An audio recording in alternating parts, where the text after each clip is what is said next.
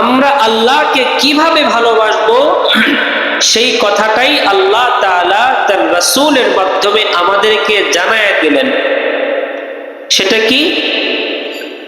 কুল in কুনতুম তুহিব্বুনাল্লাহ, কুল in কুনতুম তুহিব্বুনাল্লাহ ফাত্তাবিউনি।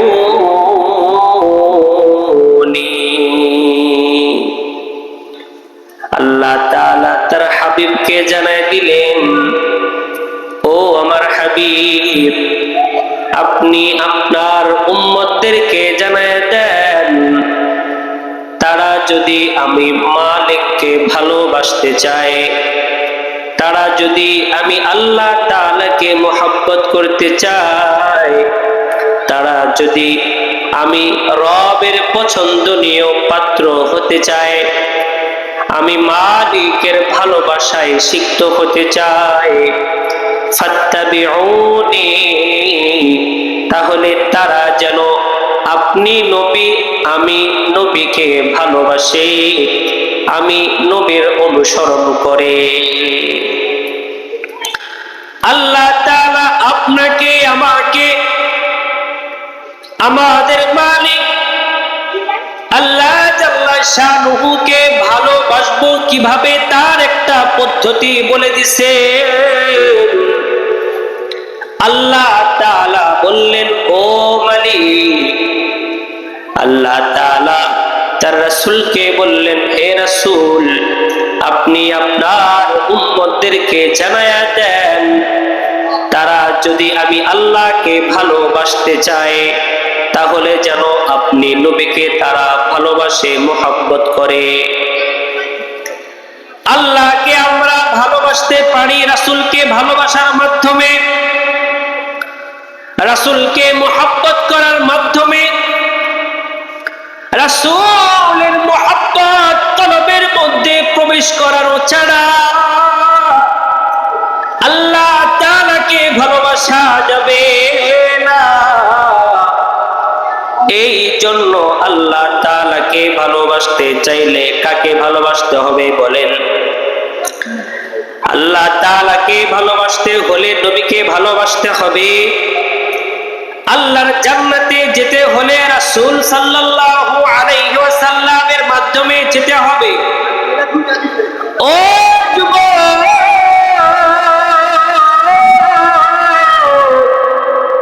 দুনিয়াতে প্রধানমন্ত্রী পর্যন্ত যদি তুমি আমি সরাসরি কোন মাধ্যম ছাড়া না পৌঁছাইতে পারি, তাহলে সর্বশক্তিমান রাজাধিরাজ সর্বময় নিরঙ্কুশ ক্ষমতার একচ্ছত্র অধিপতি আপনার আমার মালিক আল্লাহ তাআলা পর্যন্ত আমরা নবীর মাধ্যম ছাড়া কেমনে পৌঁছাবো? এই জন্য আল্লাহ বললেন, শোনো শোনো রাসূল, আপনি আপনার উম্মতদেরকে জানায়া দেন, তারা যদি আমি আল্লাহকে ভালোবাসতে চায়, তারা যদি আমি মালিককে মুহাব্বত করতে চায়, তাহলে তারা যেন আপনি নবীকে ভালোবাসে, মুহাব্বত করে, আপনি রাসূলকে মুহাব্বত করে ভালোবাসে। তাহলে ভালোবাসতে হবে কাকে? রাসূলকে, নবীকে। নবীর ভালোবাসা ছাড়া আল্লাহকে ভালোবাসা সম্ভব বলেন? রাসূলের ভালোবাসা ছাড়া আল্লাহকে ভালোবাসা সম্ভব না। রাসূলকে মাধ্যম বানানো ব্যতীত আল্লাহ তাআলাকে পাওয়া সম্ভব না। এই জন্যই আল্লাহ তার নবীকে দিয়ে আমাদেরকে জানায় দিলেন, নবী, আপনি আপনার উম্মতদেরকে জানায় দেন, তারা যদি আমি আল্লাহ পর্যন্ত পৌঁছাইতে চায়, তাহলে তারা যেন আপনি নবীকে মাধ্যম বানায়। বলেন সুবহানাল্লাহ। রাসূলকে আমরা কিভাবে ভালোবাসতে পারি? কেমনে আমরা নবীকে ভালোবাসবো? কেমনে আমরা নবী পর্যন্ত পৌঁছাবো? রাসূলকে ভালোবাসার মাপকাঠিটা কেমন হবে? কারা হবে? হাজিরিন, রাসূল সাল্লাল্লাহু আলাইহি সাল্লাতু ওয়াস সালামকে এই পৃথিবীতে যারা সবচাইতে বেশি ভালোবেসেছিলেন তারা হচ্ছেন সাহাবায়ে কেরাম, নবীজির সাথীবর্গ, নবীজির জীবদ্দশায় যারা রাসূলের হাতে হাত রেখে কালেমা পড়েছে, রাসূলের আদর্শকে নিজেদের আদর্শ হিসেবে গ্রহণ করেছে, রাসূলের কথা কাজ, রাসূলের চলন বলনকে যারা নিজেদের জন্য আল্লাহ তাআলার পক্ষ থেকে রহমত হিসেবে স্বীকার করেছে, তারা হচ্ছে রাসূলের সাহাবী। রাসূলের সাহাবাগণ রাসূল সাল্লাল্লাহু আলাইহি ওয়াসাল্লামকে এই পৃথিবীতে আগমনকৃত সকল মানুষদের চাইতে সব চাইতে বেশি ভালোবাসতেন, বলেন সুবহানাল্লাহ। এজন্যই আল্লাহ জাল্লা শানুহু রাসূলের সাহাবীদের প্রতি খুশি হয়ে কোরআনে আয়াত নাযিল করেছেন, রাদিয়াল্লাহু তাআলা আনহু ওয়া রাদু আন, যে আল্লাহ রাসূল সাল্লাল্লাহু আলাইহি ওয়াসাল্লামের সাহাবীদের প্রতি খুশি হয়ে গেছেন, বলেন সুবহানাল্লাহ। নবীজির কাজকে তারা সচক্ষে দেখছেন, রাসূল সাল্লাল্লাহু আলাইহি ওয়াসাল্লামের কথা বলার স্টাইলকে তারা দেখেছেন, নবীজির আচার ব্যবহার কেমন ছিল তারা এটাকে স্মরণ করেছেন, অনুসরণ করেছেন। এজন্যই আমরা আমাদের বর্তমান সময়ে সাহাবায়ে কেরামগণদেরকে সত্যের মাপকাঠি মনে করি, কারণ ইসলাম নবীজির থেকে সাহাবায়ে কেরামগণের চাইতে বেশি আর কেউ ভালো বুঝতে পারেন নাই। রাসূল সাল্লাল্লাহু আলাইহি ওয়াসাল্লামকে তার সাহাবায়ে কেরামগণই সবচাইতে বেশি ভালোবেসেছেন, মুহাব্বত করেছেন। তো আমরা যদি নবীজিকে ভালোবাসতে চাই, সাহাবাদের মতোই ভালোবাসতে হবে। সাহাবায়ে কেরামগণ নবীজিকে কেমন মুহাব্বত করতেন, কেমন ভালোবাসতেন? রাসূল সাল্লাল্লাহু আলাইহি ওয়াসাল্লামের একটা হাদিস মুসলিম শরীফ এর মধ্যে আসছে, হাদিস নাম্বার 2470 নম্বর হাদিসের মধ্যে আসছে। এই হাদিসটি নবীজি সাল্লাল্লাহু আলাইহি ওয়াসাল্লামের জীবনের গুরুত্বপূর্ণ একটা যুদ্ধ, উহুদ যুদ্ধ সম্পর্কে। ইসলামের দ্বিতীয় যুদ্ধ যেটা সরাসরি কাফেরদের সাথে হয়েছে, সেটা ছিল এই উহুদ যুদ্ধ।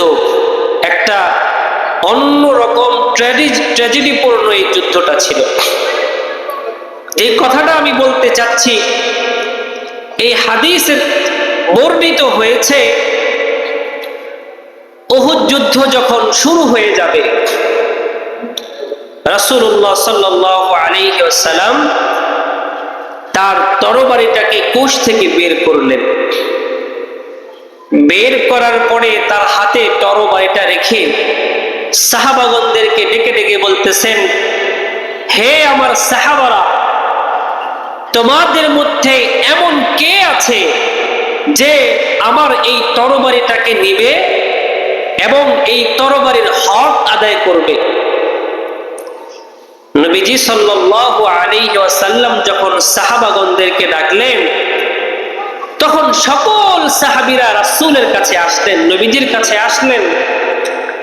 হযরতে আলী তিনি নিতে চাইলেন, নবীজি দিলেন না। হযরতে ওমর তিনি নিতে চাইলেন, নবীজি দিলেন না। অনেক সাহাবী আসছেন নবীজির হাত থেকে সেই তরবারিটা নেওয়ার জন্য।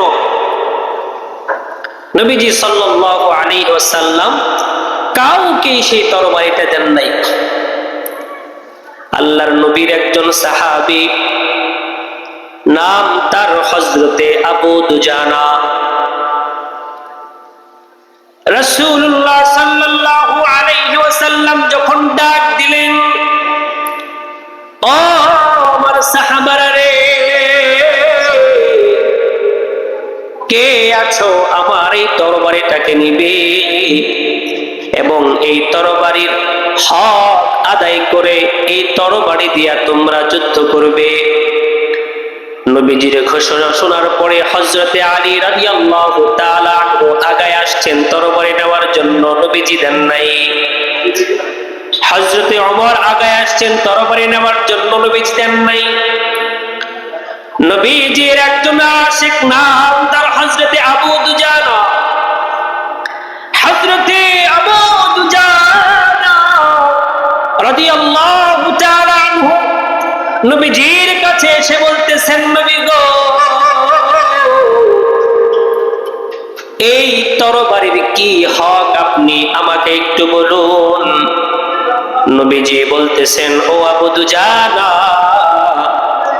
এই তরবারির হক হচ্ছে তুমি এই তরবারি দিয়া শত্রুদের সাথে যুদ্ধ করবা যতক্ষণ পর্যন্ত এই তরবারি পাকা না হয়ে যায়।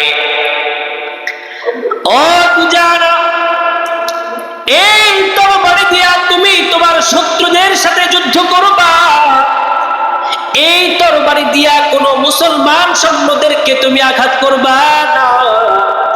ও দুজানা, তুমি কি তরবারির এই হকটা আদায় করতে পারবা? হযরতে আবু দুজানা রাদিয়াল্লাহু তাআলা আনহু বললেন, ইয়া রাসূলুল্লাহ, ইয়া হাবিবাল্লাহ, আমি আবু দুজানা তরবারির এই হক ইনশাআল্লাহ আদায় করতে পারবো।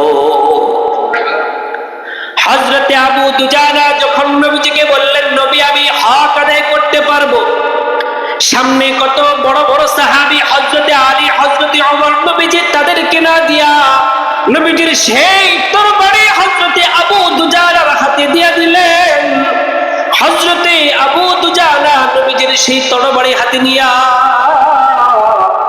এত খুশি হয়েছেন, এত খুশি হয়েছেন, নবীজির কাছ থেকে অনুমতি নিয়া মাথার মধ্যে একটা লাল কাপড় পেঁচাইয়া শত্রুদের সাথে যুদ্ধ করবার জন্য যুদ্ধের ময়দানে ঝাঁপিয়ে পড়েছেন। বলেন সুবহানাল্লাহ।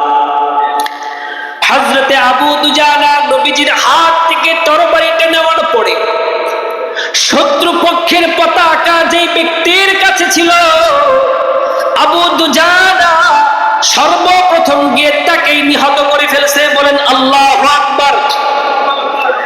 আবু দুজানা রাদিয়াল্লাহু তাআলা আনহু শত্রু পক্ষের পতাকা যার হাতে ছিল তাকে হত্যা করার পরে উহুদের যুদ্ধের ময়দানের একটা বিপর্যয় পরবর্তীতে হওয়ার কারণে তিনি দেখতে পেলেন মুশরিক সৈন্যরা রাসূলুল্লাহ সাল্লাল্লাহু আলাইহি ওয়াসাল্লামকে চতুর্দিক দিয়ে ঘিরে ফেলেছে। হযরতে আবু দুজানা রাদিয়াল্লাহু তাআলা আনহু যখন দেখলেন মুশরিক সৈন্যরা নবীজি সাল্লাল্লাহু আলাইহি ওয়াসাল্লামকে চতুর্দিক দিয়ে বেষ্টন করে রেখেছে, রাসূলুল্লাহ সাল্লাল্লাহু আলাইহি ওয়াসাল্লামকে হত্যা করার উদ্দেশ্যে হযরতে আবু দুজানার মাথা ঠিক থাকলো না। শত্রুদের মধ্য থেকে একটা চিৎকার মেরে রাসূলুল্লাহ সাল্লাল্লাহু আলাইহি ওয়াসাল্লামের সামনে চলে আসছে। আবু দুজানা নবীজির সামনে আসার পরে রাসূলুল্লাহ সাল্লাল্লাহু আলাইহি ওয়াসাল্লামের বুকের সাথে নিজের বুকটা লাগাইয়া এই রকম ভাবে চাপটে ধরে রাখছে। হযরতে আবু দুজানা নিজের বুকটাকে রাসূলের বুকের সাথে লাগাইয়া দুই হাত দিয়া রাসূলকে চাপটে ধরে রাখছে, যাতে করে একটা মুশরিকের একটা তরবারির আঘাত আমার নবীর রহমতি আর বরকতি শরীরের মধ্যে না পড়ে যায়। আবু দুজানা নবীজিকে জাপটায় ধরে রাখছে তো রাখছেই, একটা নয় দুইটা নয়, পরপর আবু দুজানার পিঠের মধ্যে তরবারির আঘাত পড়ে নবীকে ছাড়ে না। আবু দুজানার মাথার মধ্যে বর্ষার আঘাত পড়ে না রে আবু দুজানা নবীজির ছাড়ে না। আবু দুজানা বলে আমার জীবন শেষ হয়ে যায়, তবে আবু দুজানা বেঁচে থাকতে নবীর রহমতি নবীর বরকতি শরীরে একটা আঘাত আমি লাগতে দিব না। উহুদের যুদ্ধের ময়দান যখন শেষ হয়ে গেল, শেষ হওয়ার পরে দেখা গেল আবু দুজানার পিঠের মধ্যে একটা নয় দুইটা নয় 80টিরও উপরে আঘাতের চিহ্ন পড়ে গেছে। আল্লাহু আকবার বলেন। হাজিরিন মজলিস, নবীর সাহাবারা নবীদেরকে এইভাবে মহব্বত করতেন, নিজের জীবনের চাইতে